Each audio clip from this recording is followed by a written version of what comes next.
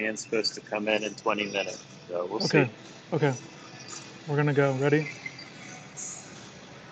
Let's do it.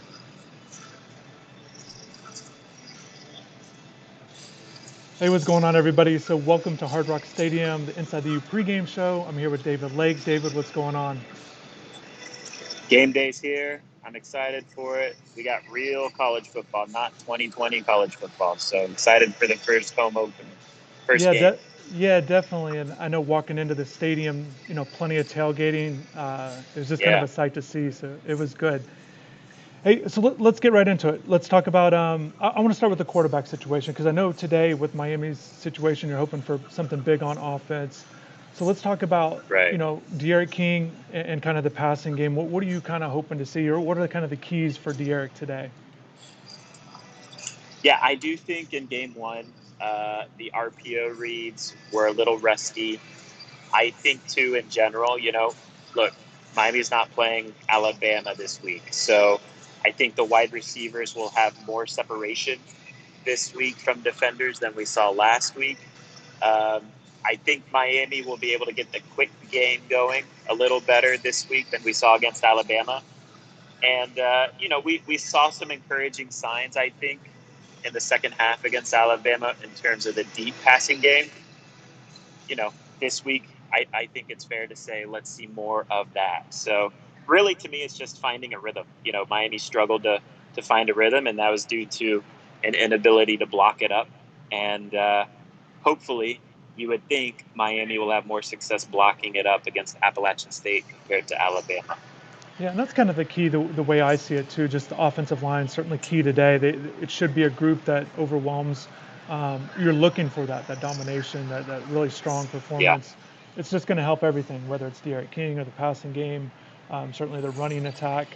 I think too today I'll be watching for the wide receivers. We've heard about Keyshawn Smith, all fall camp. Right.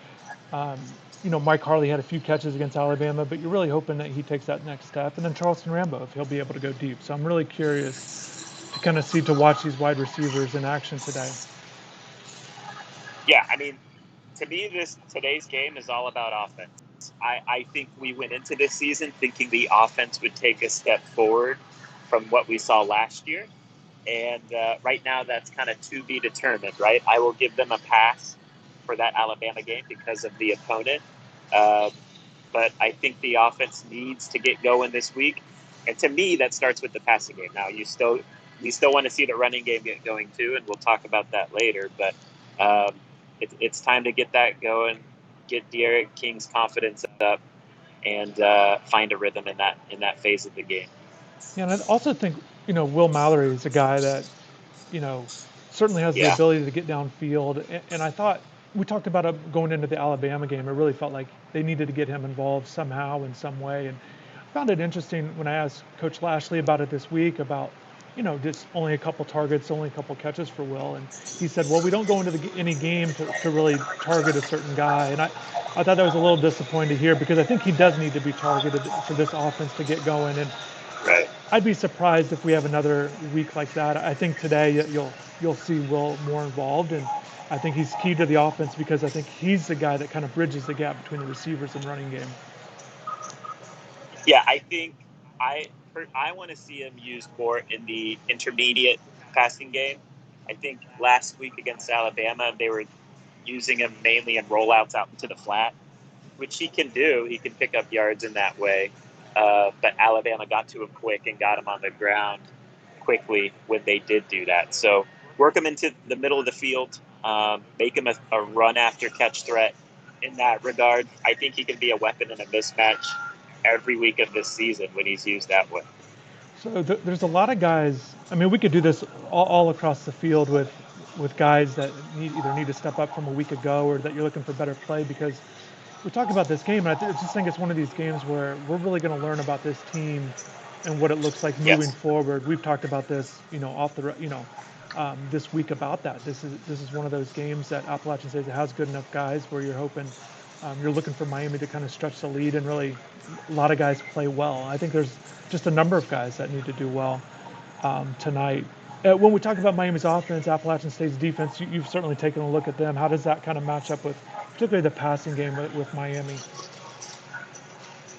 Yeah, I mean, I do think to me, the strength of Appalachian State's defense is their linebacker level. I do think they have good speed there. I think the defensive backs are experienced, but Miami should, again, Derek King should have time. Appalachian State's defensive line is undersized, so there will be some times where they play so low that they're just hard to block in that regard. But in general, Miami's offensive line should be able to block it. I think in terms of Miami's 3 to 4 receivers, they should be able to win with their speed during the course of the game against Appalachian State's defensive backs. So yeah, to me, it's going to be a lot different than what we saw against Alabama. I do have respect. Appalachian State's defense is good, but it's not anywhere close in terms of personnel, of course, to Alabama. And the key is Derek King's going to have time to operate this week, I think. Yeah, that's certainly be a big point. What I noticed with Appalachian State, they have a cornerback number 3, Jolly there. He's a guy that's intercepted passes, Right. and if you look, like, he's starting to get into that buzz for NFL draft stuff, which is always hard to do at a school like Appalachian State. So he's kind of the guy I'm curious about. Not a real big guy, but a guy that's been productive. I think he had 5 interceptions in one season already. So he's a guy to watch for. And a guy like him, he's certainly coming into this game wants to do well, because if he wants to play in the next level, this is the game that they'll certainly be looking at. So just real quick, I want to shout out everybody that's here right now. John, Sean, and Brandon, Leo, a lot of people on here. Thank you. For jumping on here. We didn't give much notice. We had a little trouble with the streaming earlier, but hopefully we can kind of do this in the future. David, let's get a test run. Yeah, test run, but we're going to try to do this maybe 20, 30 minutes. We're here at the stadium. Looks great. I'm looking at outside right now. Players on the field, both teams kind of warming up. They're not in their full uniforms yet, but basically at this point, guys get on the field and shorts and kind of some sweatshirts, just kind of throw the ball around. But it's good to see we're finally getting close to game time. I see there's a Miami guy doing a little extra training right there. Looks like Chance Williams. But anyways, David, Chance running. Williams, yeah, 33. They do have numbers on the back this year. Sometimes Manny Diaz is kept it coy and everybody's in a t-shirt without anything, so that you don't know who anybody is. But hey, let's talk about this running game. Cameron Harris, Don Chaney Jr., Jalen Knight still suspended. What are you kind of looking to see and kind of the keys for these two guys? I think it's time for Cam Harris. He wants to be the lead back. He's the oldest of the bunch. It's time for him to prove that he can be a productive lead back, right? Again, I will give him a pass for the Alabama game because of the opponent, but he needs to produce in this game. We saw last year against a good group of 5 defense in UAB. He ran for about 134 yards and popped a long touchdown. In my opinion, we need to see that type of performance again from Cam today. A lot of people are excited about Don Chaney Jr., and he's another guy I think that, at some point he's got to start performing when he gets his carries. And I think it'll be interesting to see how long they wait to get Don involved. Certainly are still expecting Cam to be the lead back in this one. And like you said, he's got to have a good game. But I think a lot of people are really curious about Don Chaney, year 2 with him. And, coming off the shoulder injury in fall camp, but at some point, once again, you got to produce and kind of make plays. And I think this is an opportunity for Don. You touched on the linebackers. Appalachian State's got a defensive line a little bit more undersized, but guys that can fly to the ball in that second group. You touched on the linebackers. Yeah. But still, it's an opportunity for Miami to get that running game going. I know Coach Lashley would like that going, and certainly he actually felt encouraged by what he saw against Alabama. We'll see. The numbers weren't there. The results weren't there. But this is a game, even though with a kind of a feisty defense, you're still looking for the running game to get going. Do you think it's important for Derek King to at least show that he's a running threat this week? Because I do. I think a lot of these defenses now are keying in on the running back. And, obviously you don't want to expose Derek King in that way. But I do think that threat at least needs to be recognized by the defense. I think moving forward, I mean, for De'Aaron, what we talk about, what makes him so such a good guy on the field is just that he's able to do both. And I think if you take one away, it really hurts his effectiveness. I think his running helps his passing, and vice versa. So I think you definitely want to see both tonight. And I think you want to see the threat, you want to see the ability, you want to make sure that he can still pick up yards and that he's aggressive with his runs. We did see that at times last year. And certainly difficult against Alabama to do so. But I think a lot of the offense or the team in general, you can't just keep waiting to perform. And I think that's why this game is so important, just to really launch forward with the offense and touch on the offensive line. There's just a lot of guys that are looking for big games. And I do think De'Aaron certainly needs to get it going with his feet. It doesn't need to be one of those 80 to 100-yard games, but just, a 15-yard run here or there.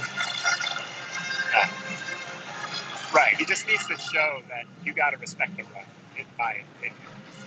And certainly they want to get the ball out to the other guys. I mean, David, we've been at practices for weeks now. It seems like every time we're out there, they're trying to throw passes out to the flat, to the running backs or wide receivers. Right. And I think you'll see that. I don't think it was just against Alabama preparation. I think you'll try and see that the rest of the season. Right. I think watch for that tonight. I think they're going to try to do that, even getting their slot receivers involved. Maybe Xavier. We've seen Mike and Mark as well. Whoever's in that slot role, get involved there. Hey, David, I want the offense. What's the biggest, maybe the number one thing that you'll be looking for tonight?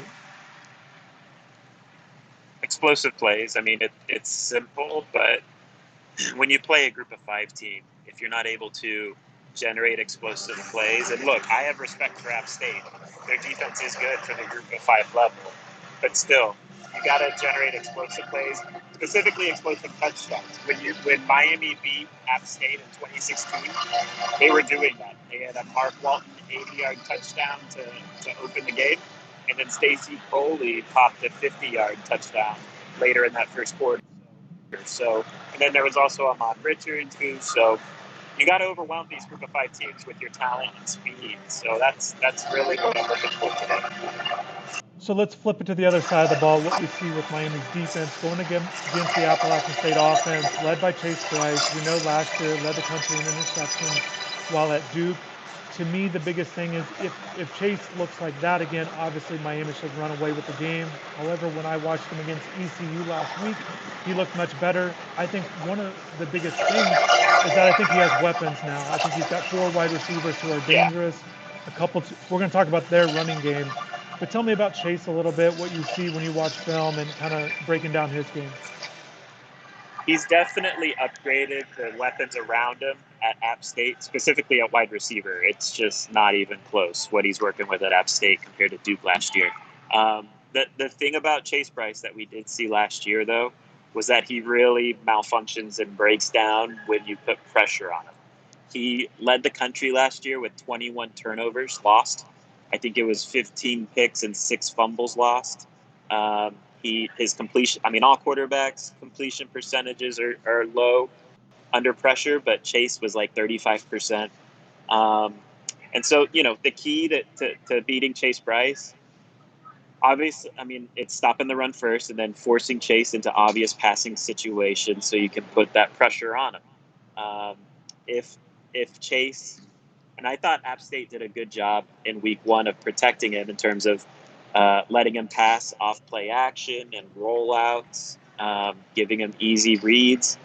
And so, to me, the key is get pressure on Chase Bryce in those obvious third down passing situations, and then try and make plays when they present themselves.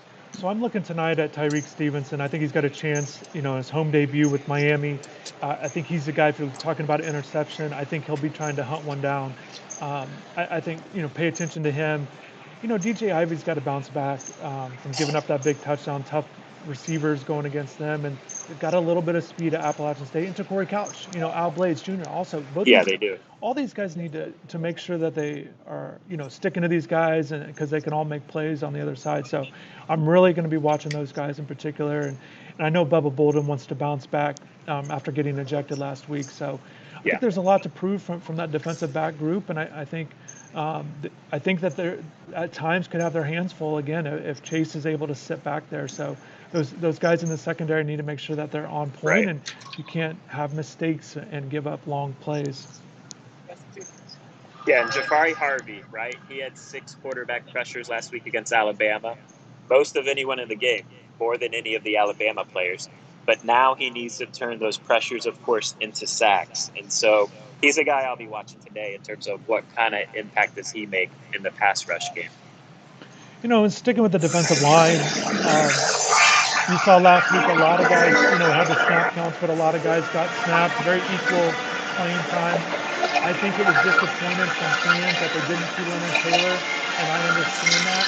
I think today, even though he's on that third team role, you've got to find a way to get him in the game, find a role, because I think he's a guy that can make plays. I think if he's in there for 10 snaps, you're going to see him make at least one big play. So he's the guy I'll be watching for and see if they find a way to get him involved. Yeah, I think, third down pass rush situations would be the easiest situation for him to get on the field. And I agree. Get his feet wet, see how he performs. If he makes plays, you grow his role. If he's still learning, then keep him in that role. And Sean on the chat, always appreciate you dropping in the comments, but just mentioned that Big Nesta needs to make an impact, and he was exactly who I was going to go to next. Yeah. Nesta's a guy that I know he felt good about last season, but I know he wants to build on what he did last year. All ACC honorable mention. This will be a game to try to bounce back from Alabama, and like I said, I think you watch for him in particular because he's that vocal guy, a lot of energy. I think when he's playing well, I think it really can help ignite the rest of the group. So I think you definitely got to be watching Nesta and see how he's doing today because of that.